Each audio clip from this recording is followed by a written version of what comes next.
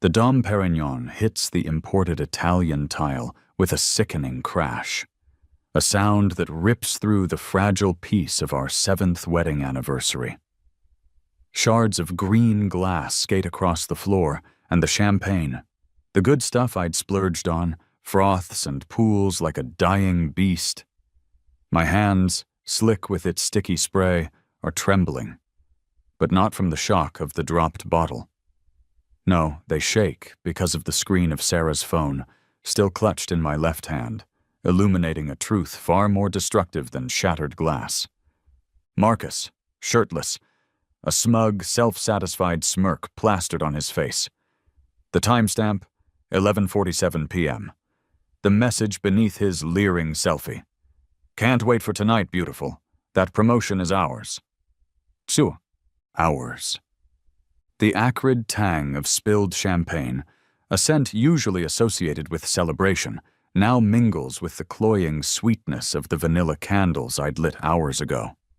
They flicker mockingly on the dining table, the meticulously prepared coq au vin cold, the crystal glasses empty, the chairs, set for two, still neatly tucked in. Forgotten. Just like our anniversary. Just like me. He sent that picture, that disgusting, possessive message, at the exact moment Sarah was supposedly working late, hunched over spreadsheets, finalizing the damn presentation for his promotion campaign, the one she'd been obsessed with for weeks, the one that had consumed our evenings, our weekends, the oxygen in our marriage. My lungs burn. It's not the heartbreak I expected, not that dull, crushing ache I've read about. This is different. A razor-sharp fury, cold and precise, is crystallizing in my veins. It's cutting away the 7 years of shared laughter, whispered secrets, the comfortable rhythm of our life together, leaving behind something hard, something unyielding. Surgical precision. That's what I feel. The kind an architect needs when the initial design is flawed beyond repair, when the only option is to demolish and rebuild from a stronger foundation. Upstairs, tucked away in the worn leather briefcase I've carried since my first job, are the papers.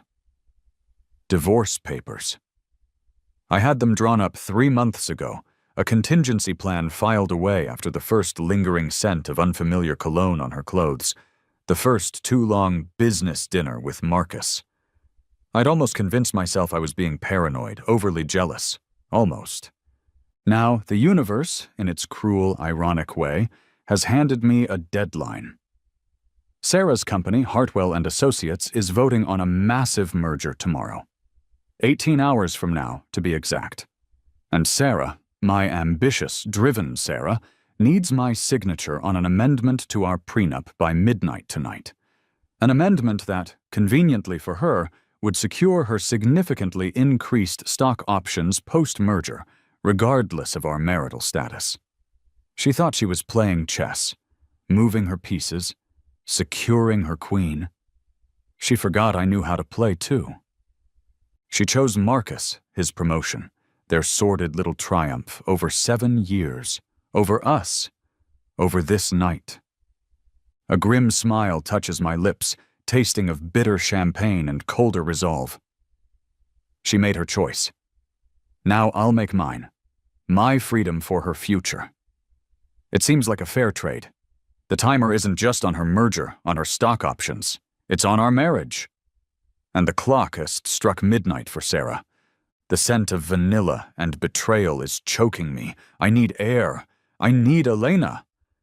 I kick a shard of glass across the floor, the sound sharp and satisfying in the sudden silence of our ruined anniversary. The papers in my briefcase feel heavier now, not with the weight of sorrow, but with the undeniable heft of justice. The shredder in my home office whirs to life, a hungry, mechanical beast devouring Sarah's ambition one strip at a time. The unsigned prenup amendment, the one that would have feathered her nest quite nicely, disappears into its churning teeth. It's a small, symbolic act, but it feels monumental. The first domino. My phone feels cool and steady in my hand as I dial Elena's emergency line. She answers on the second ring, her voice calm, professional, even at this ungodly hour. Elena. My college roommate, the one who'd seen me through bad breakups and worse hangovers, now one of the sharpest divorce attorneys in the city. I'd given her a heads-up months ago, a just-in-case scenario. "It's David," I say, my voice a low rumble, devoid of the tremor that still plagues my hands. "It's a go. File the papers, 9 a.m. sharp, before the Hartwell and Associates merger vote." "Consider it done, David. Evidence packet ready?" "Everything. Time-stamped, geotagged. It's damning." "Good. I'll call you with confirmation," she pauses. "You okay?" "Never better, Elena. Never better." A lie, of course, but a necessary one. Strength is the currency now.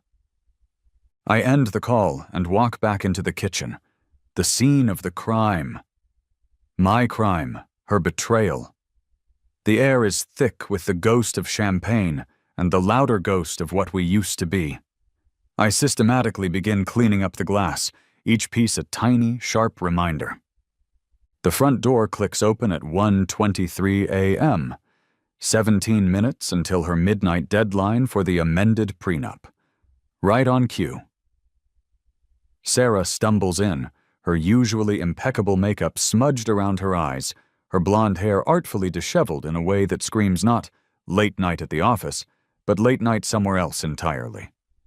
Her designer trench coat is askew, a button undone. "David, what are you doing up?" Her voice is a little too bright, a little too breathless. God, what happened in here? Smells like a frat party. She tries for a laugh. It catches in her throat. Just a little accident. I keep my back to her, sweeping the last of the glass into the dustpan. "Car trouble?" I ask, echoing the excuse she'll undoubtedly offer. "Yes, can you believe it? Flat tire in the middle of nowhere. Took ages for roadside assistance." She's talking too fast, her hands fluttering. Classic Sarah when she's cornered. I turned then, slowly, meeting her gaze.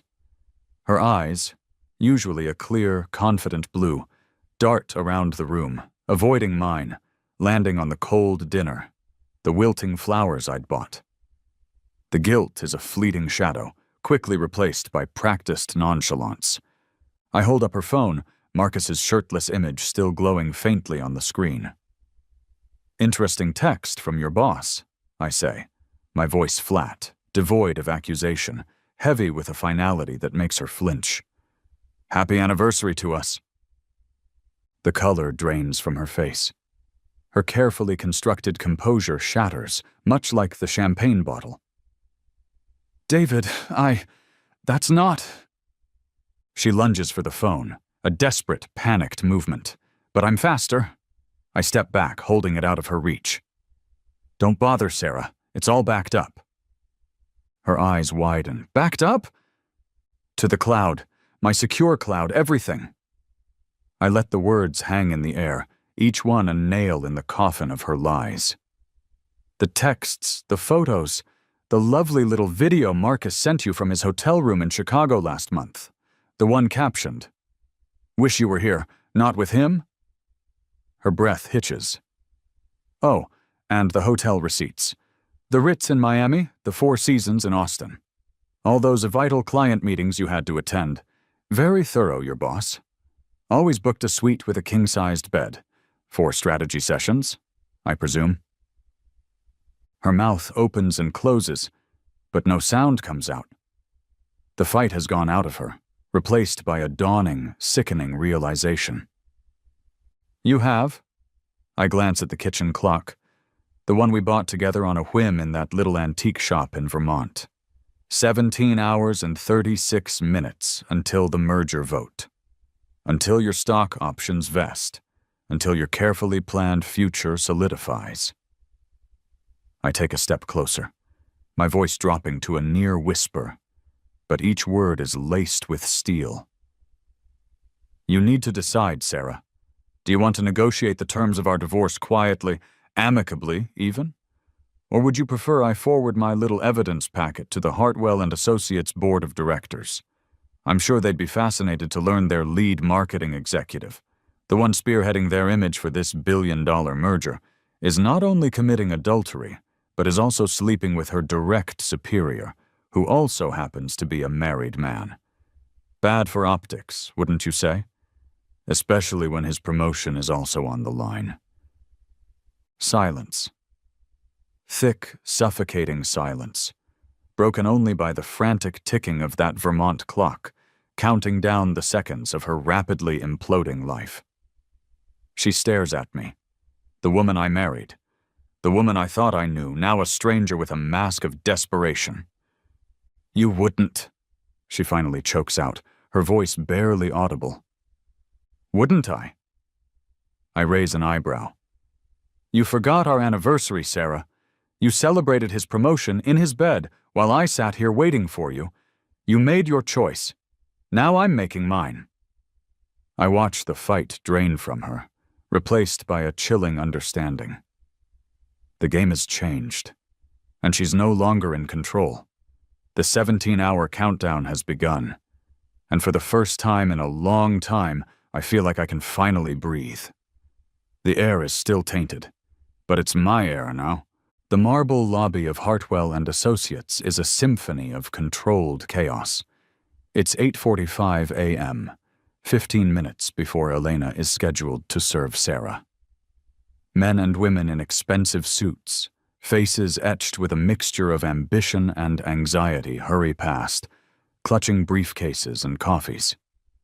The air hums with the nervous energy of the impending merger vote, a deal that will make or break careers, fortunes.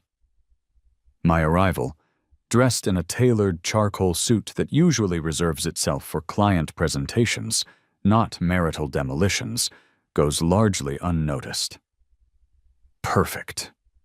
I spot them almost immediately, huddled near the main elevator bank. Sarah and Marcus.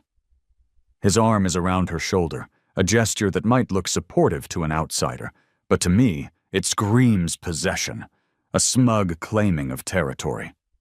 Her head is bowed, her usually vibrant blonde hair looking dull under the harsh fluorescent lights.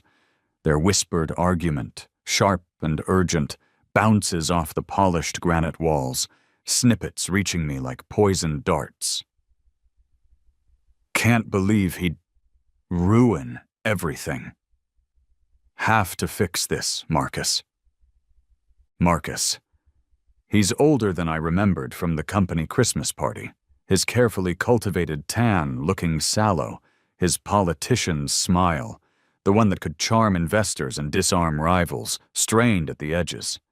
He's saying something soothing, patting her shoulder, but his eyes are darting around the lobby, assessing, calculating, always calculating.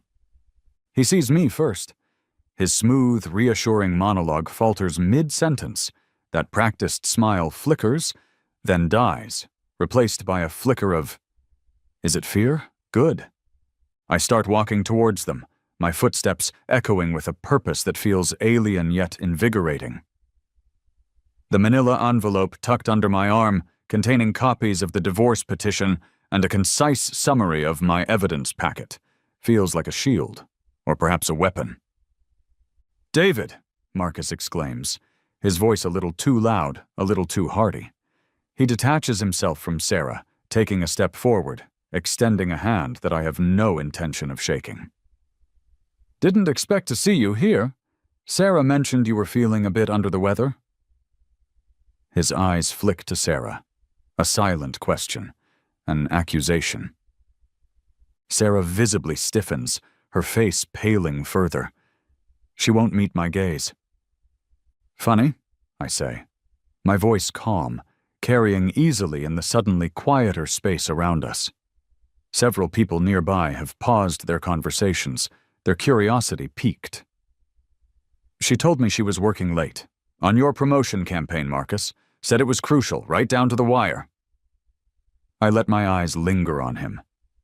Which one of us is lying, Marcus? Or perhaps you both are. His extended hand drops. The mask of affable boss is gone. Now it's just a man, cornered. Look, David, he begins, his tone shifting to one of forced reason. Whatever Sarah's told you about last night or about us, I'm sure there's a simple explanation.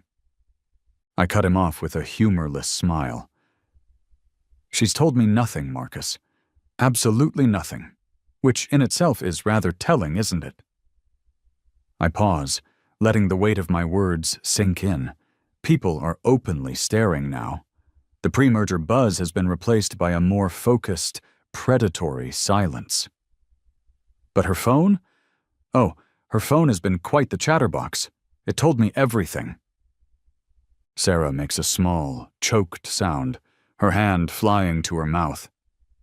Everything, I repeat, my gaze locking onto Marcus's.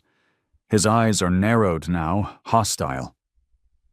Including the details of your little side arrangement.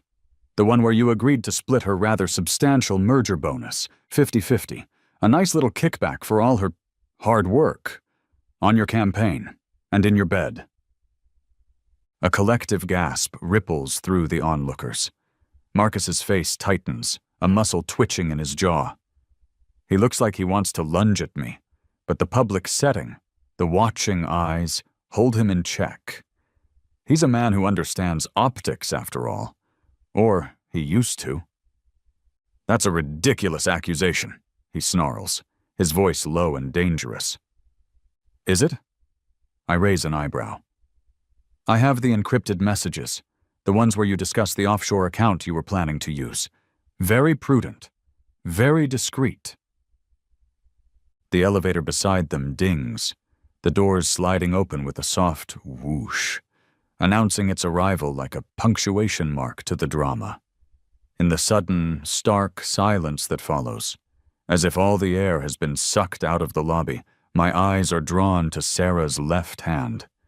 It's trembling, clutching her purse so tightly her knuckles are white. And her wedding ring, the simple platinum band I'd slid onto her finger 7 years ago, the one she never, ever took off, is gone.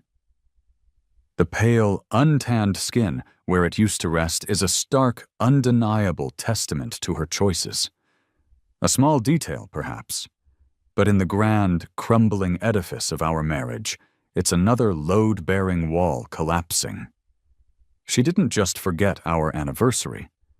She'd already started dismantling our life together, piece by piece, ring by ring, lie by lie. Sarah looks up then, her eyes finally meeting mine. They're filled with a desperate, pleading terror. But it's too late for pleading. The gears are in motion. Elena will be walking through those very doors in minutes. The lobby is no longer just a passage to offices. It's become a stage. And the first act of Sarah's downfall has just played out to a captivated audience. Marcus looks utterly defeated, his carefully constructed world imploding before his eyes.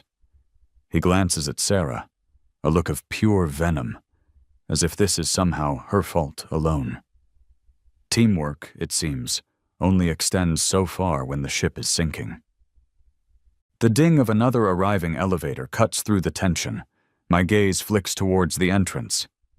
Elena. Right on time. She spots me, gives a subtle nod, and then her eyes, sharp and discerning, fix on Sarah. The wolf has entered the fold. The digital clock on my phone reads 10:17 a.m. I'm sitting in a small, sterile waiting room at Elena's firm, the scent of expensive coffee and impending legal battles thick in the air. My own coffee, untouched, grows cold on the glass table beside me. My phone buzzes. It's Elena. Not a call, but a text. Short, to the point. Just like her. Divorce filed 9:01 a.m. Papers served at her office 9:58 a.m. Process server confirmed receipt by Sarah Preston. And, get this, Marcus Thorne's wife, Jennifer, called us an hour ago. Saw your name on a preliminary conflict check from an old corporate file. Wants to file against Marcus. She hired us too, effective immediately. Turns out your little birdie sang to her last night after you confronted Sarah. A slow, grim satisfaction spreads through me. Jennifer Thorne. I'd only met her once, a quiet, elegant woman overshadowed by Marcus's booming persona. It seems my confrontation with Sarah had an unintended but not unwelcome ripple effect. Sarah, in her panic, must have called Marcus. Marcus, in his arrogance, must have dismissed her fears, or perhaps tried to spin his own narrative to Jennifer. Clearly, it backfired. Spectacularly. Elena's firm was now representing both wronged spouses. Poetic. The next few hours pass in a blur of legal jargon, strategy sessions with Elena, and the signing of more documents than I'd seen in my entire architectural career. Elena is a whirlwind of efficiency, her team moving with practiced precision. She outlines the strength of the adultery clause in our original prenup, the one Sarah had clearly forgotten in her haste to amend it for the merger. She was so focused on the upside of the merger stock options, she completely overlooked the downside of getting caught with her hand in the cookie jar, Elena had said, a wry smile playing on her lips. The original prenup is ironclad, David. Adultery, if proven, triggers a significant forfeiture of assets in your favor. And your evidence? It's not just smoking gun, it's a full-blown cannon. I try to focus on the legalities, on the strategic moves, but my mind keeps replaying the scene in the lobby. Sarah's missing ring, Marcus's crumbling facade, the whispers, the stares. It wasn't triumph, I felt, not entirely. There was a hollow ache, a phantom limb where 7 years of marriage used to be. But overlaying that ache was a harder, clearer emotion. Resolve. This wasn't just about ending a marriage. It was about excising a cancer. It's just after 1 p.m. when my phone buzzes again. This time it's a news alert from a financial reporter I follow. Chaos at Hartwell and Associates. Merger vote delayed indefinitely amidst internal scandal. My heart quickens. I click the link. The story is sparse on details, citing unforeseen personal matters involving key executives. But I know. Elena knows. And soon the world will know. Then another text from Elena, a single link to a live news feed from outside the Hartwell and Associates headquarters.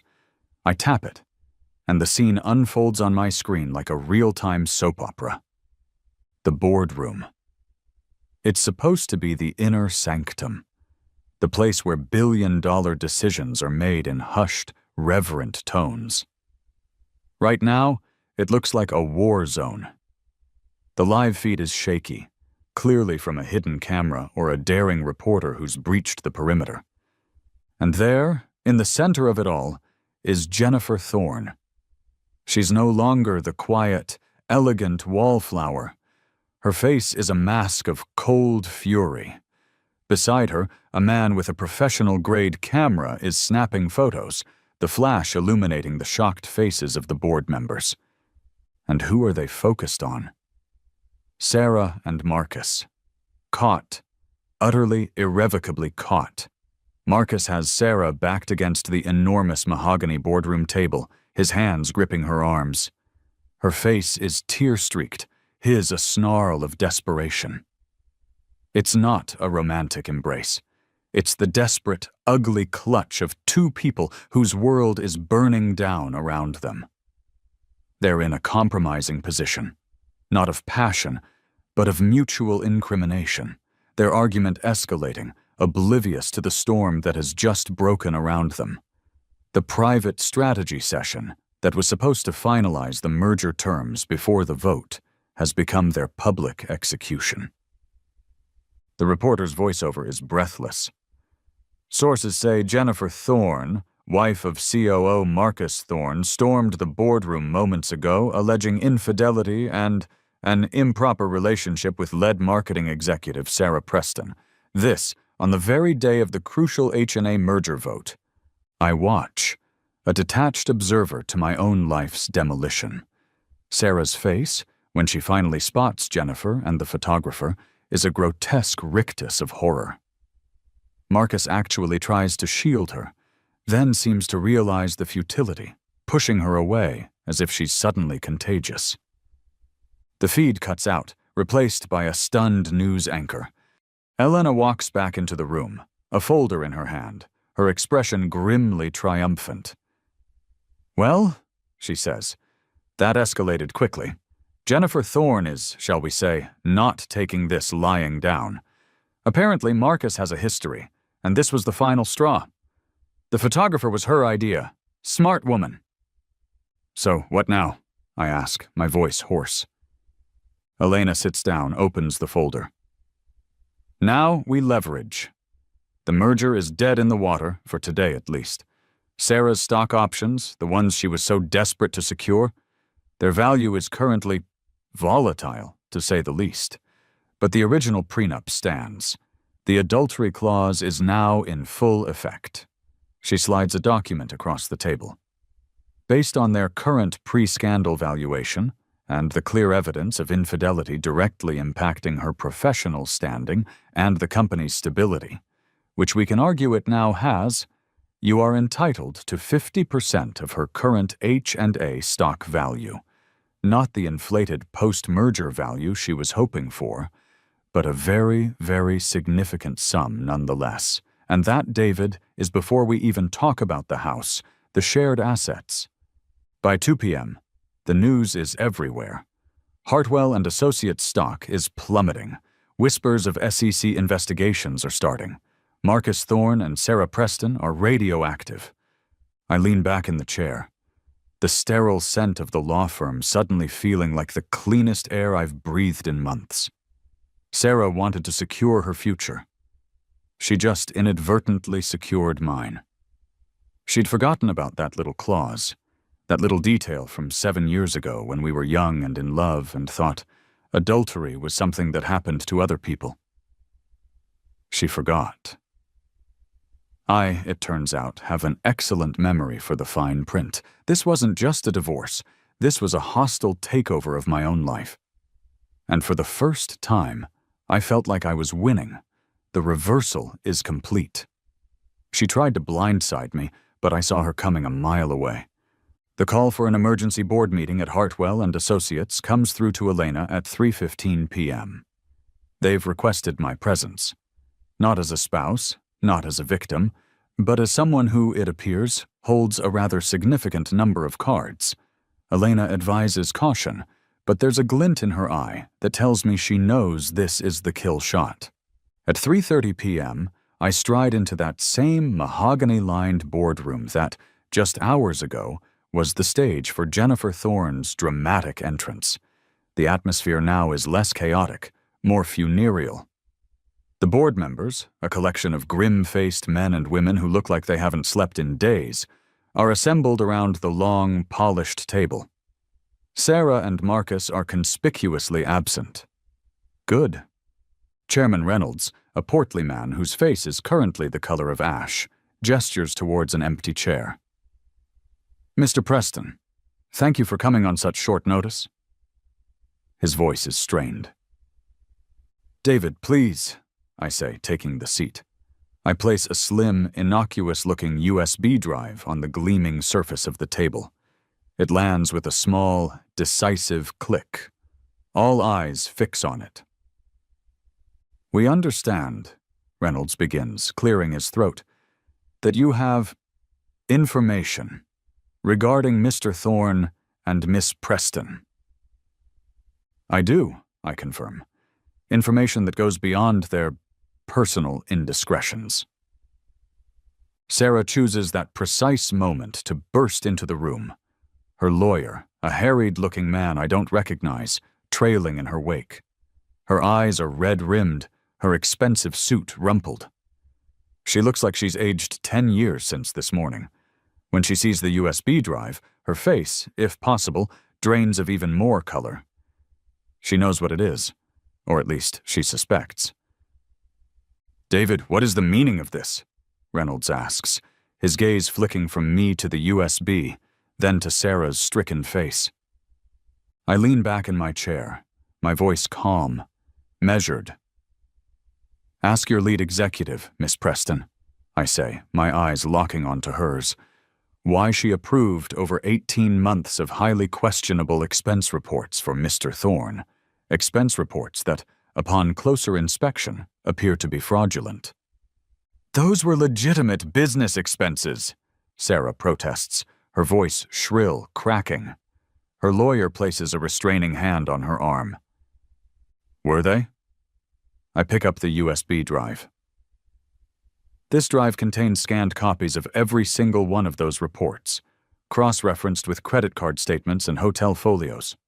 For example, the $47,000 in payments to a vendor called Global Strategic Solutions, a company that, according to state records, doesn't actually exist.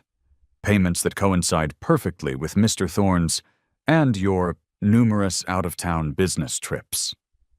I continue, my voice relentless. These phantom vendor payments, approved by Miss Preston, were used to cover things like the presidential suite at the Ritz-Carlton in Maui. An interesting choice for a marketing campaign supposedly targeting Midwest farmers, wouldn't you agree, Sarah? Or the multiple charges at high-end jewelry stores in New York, conveniently before Miss Thorne's birthday and your own, cleverly disguised as client gifts. Of course. The outline mentioned jewelry for her boss's wife, and this fits. Marcus was using company money, with Sarah's approval, to buy gifts for Jennifer to presumably cover his tracks, and likely for Sarah herself. A tangled web. A low murmur ripples around the boardroom. Reynolds looks like he's going to be physically ill. "This is an outrage," Sarah sputters. "He's twisting things. You're destroying my career over a personal vendetta, over a mistake." I meet her gaze, my own cold and unyielding. "A mistake, Sarah? 18 months of systematic fraud, of embezzling company funds to finance your affair with your boss. That's not a mistake." "That's a pattern. A choice. Several hundred choices, in fact, each one initialed with your approval." I let that sink in. "You destroyed our marriage over his promotion, over your ambition. It seems you were both quite comfortable destroying this company's integrity in the process, too." Reynolds visibly pales further at the mention of the company's integrity. He picks up the USB drive as if it's a venomous snake. "We'll need to review this internally," he manages, his voice weak. He plugs it into the laptop in front of him.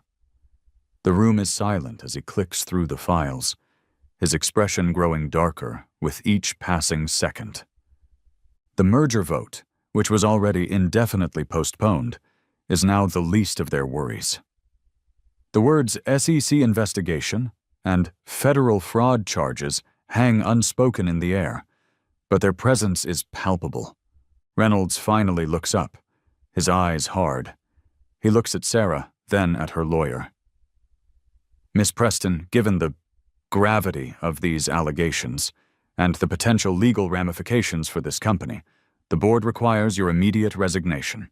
And Mr. Thorne's, you have until 6 p.m. today to tender them. Quietly. If not," he doesn't need to finish the sentence. "The threat is clear. Resign or face not just public humiliation and career annihilation, but also the full force of a federal investigation alongside Marcus." Sarah stares at him, then at me, her face a mask of disbelief and dawning horror. She thought the affair was the worst of it. She had no idea how deep the rot went, or how meticulously I'd traced it. Her ambition, her greed, her carelessness. They've all come home to roost. The second strike has landed harder and more devastatingly than the first. And the game is almost over. The late afternoon sun casts long, accusing shadows across the stone steps of the county courthouse. It's 5:45 p.m., 15 minutes until Sarah's deadline to resign or face the music. A small crowd has gathered. Reporters, a couple of news vans, the vultures circling. They smell blood in the water, the delicious, scandalous downfall of two of the city's brightest corporate stars. Sarah arrives in a black town car, not the sleek Tesla she usually drives. That's a shared asset, soon to be mine. She looks small, diminished, clutching a single manila envelope to her chest like a shield. Her lawyer, looking even more harried than before, scurries beside her, trying to fend off the shouted questions and flashing cameras. This is it, the final act, her public capitulation. I'm already there, standing near the top of the steps with Elena, a silent, imposing presence. We're not here to gloat, not exactly. We're here to witness the final signature, the official end. Miss Preston! Miss Preston! Is it true you've resigned? A reporter shouts. What about the allegations of embezzlement, Mr. Thorne's arrest this afternoon? Another calls out. Marcus arrested. I hadn't heard that yet. A small, cold smile touches my lips. Swift. Justice can be swift when the evidence is overwhelming. Sarah spots me, and her steps falter. For a moment, I see a flicker of the woman I once loved. Vulnerable. Lost. Then it's gone, replaced by a brittle anger. She pushes past her lawyer, marching up the steps until she's standing directly in front of me, the resignation letter clutched in her trembling hand. You planned this, she hisses, her voice low, venomous, for my ears only, though the cameras are rolling, capturing her fury. All of it. The timing, the prenup, digging up all that dirt. You even got to Jennifer Marcus, didn't you? Turned her against him. I meet her gaze, unflinching. I planned for a life with you, Sarah. 7 years of it. I planned for honesty, for loyalty. You're the one who made other plans. Plans that involved him. Lies, and apparently, a significant amount of corporate theft. As for Jennifer, Elena handled that with the utmost professionalism, simply taking on a new client who had her own valid reasons for seeking divorce. Jennifer needed no turning. Marcus did that all by himself. This wasn't just a fling, David. He understood my ambition. He supported me, she cries, her voice rising, attracting more attention. He supported you with stolen money, Sarah. He supported your mutual destruction. I glance at the resignation letter. And the affair, the betrayal of our marriage. That was 18 months, not a fleeting mistake. I have the receipts, remember? The hotel bills, the jewelry, the plane tickets. Each one a testament to your choices. I loved you, David, she says, and for a horrifying second, I think she might actually believe it. Her eyes are wide, filled with a desperate sincerity that feels obscene given the circumstances. This whole thing with Marcus, it just happened. Happened? I repeat, my voice incredulous. Like a spilled coffee? Like a misplaced file? No, Sarah. This was a calculated campaign of deceit. You actively chose to betray me every single day for 1.5 years. You chose to lie to my face while you were sleeping with him. You chose his career over our anniversary, over our vows. Tears are streaming down her face now, carving paths through her expensive foundation. You're enjoying this, aren't you? Watching me lose everything. You're destroying innocent people just to hurt me. Who are these innocent people she's referring to? Marcus, the embezzler? Herself, the adulteress and accomplice? The shareholders they defrauded? Her delusion is breathtaking. The only innocent people here, Sarah, are the ones you and Marcus victimized. His wife. The employees and investors of Hartwell and Associates. Me. My voice is hard, devoid of the pity she so desperately seeks. I'm not destroying anyone. I'm simply holding you accountable for your actions. You built this mess, Sarah. You and Marcus. I just turned on the lights so everyone could see it. Elena steps forward then, holding out a pen, a sleek silver Mont Blanc, and the divorce papers, already signed by me. Sarah, she says, her voice calm but firm. It's time.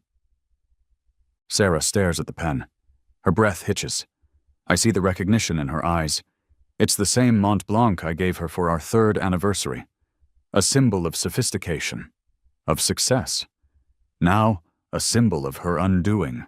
Her hand shakes so violently she can barely take it. With a strangled sob, she snatches the pen and scrawls her signature across the documents, her name a jagged, angry scar on the page. The resignation letter flutters from her other hand, landing at my feet. As if on cue, a black car pulls up to the curb. 2 plainclothes detectives emerge, moving towards the disgraced figures of what used to be Hartwell and Associates' power couple. But they only approach one. They flank Marcus, who has just arrived, looking utterly shell-shocked, his own lawyer looking even more defeated than Sarah's.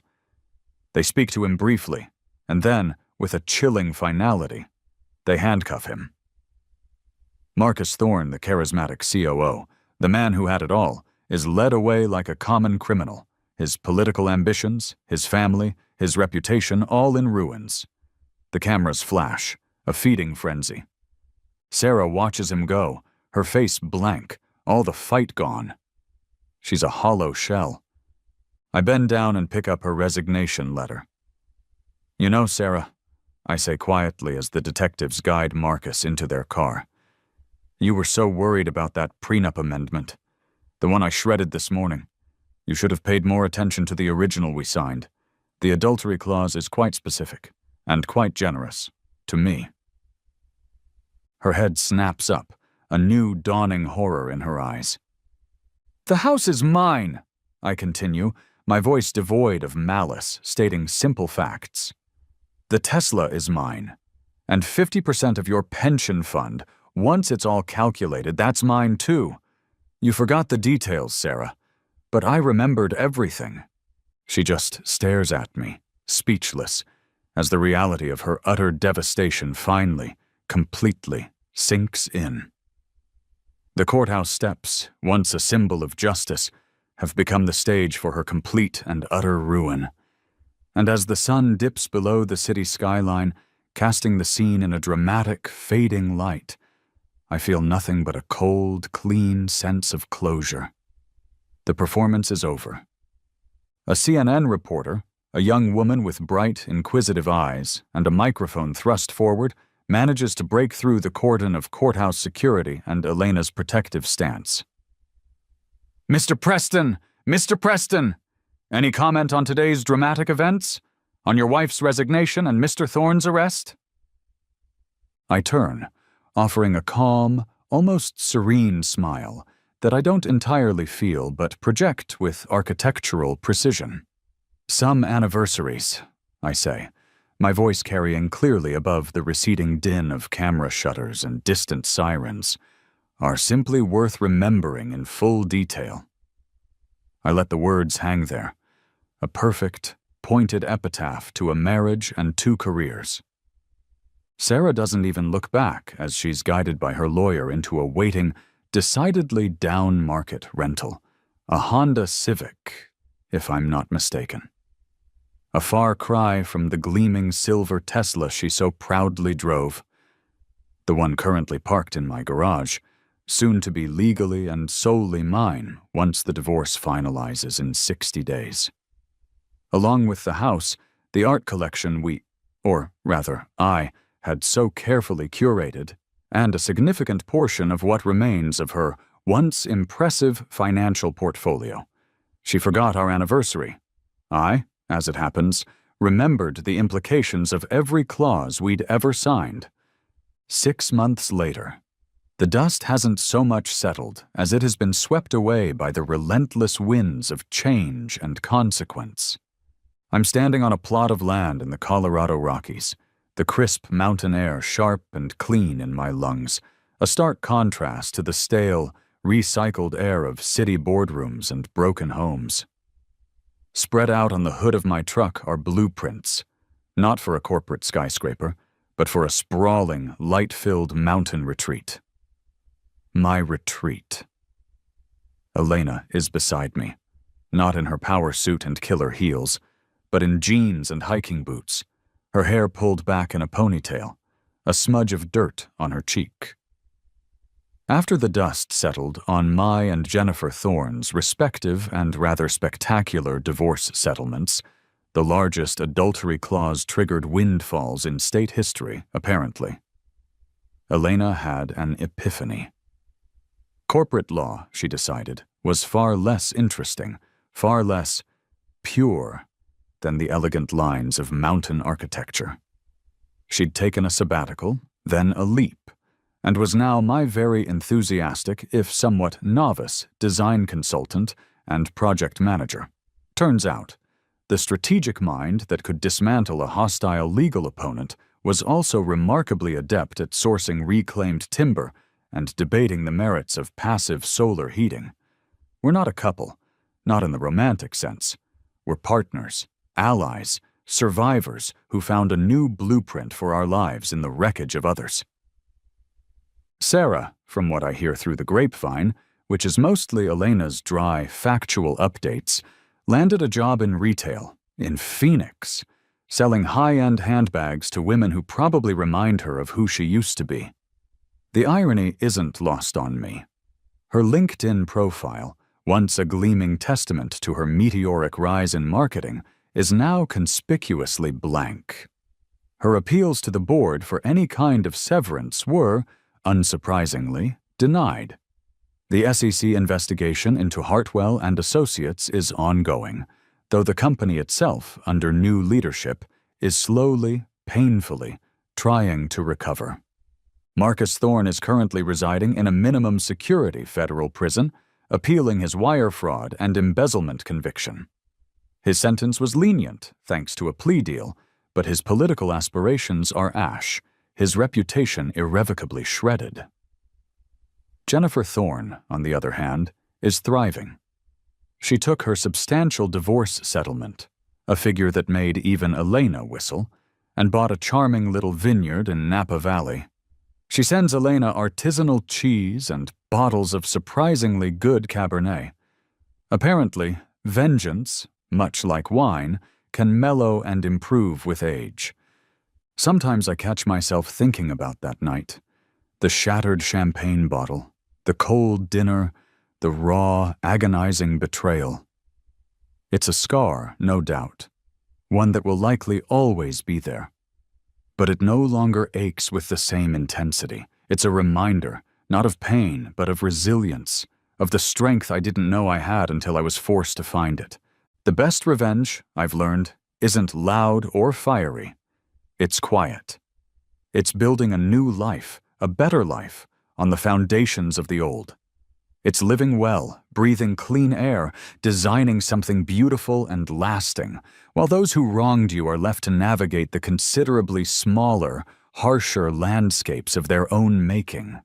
They are learning to live with less money, less status, less integrity. She forgot our anniversary, the day we pledged our lives to each other. In the end, that was her most critical oversight. Because I remembered everything else, every promise, every lie, every clause, every detail, and in remembering, I found my way out.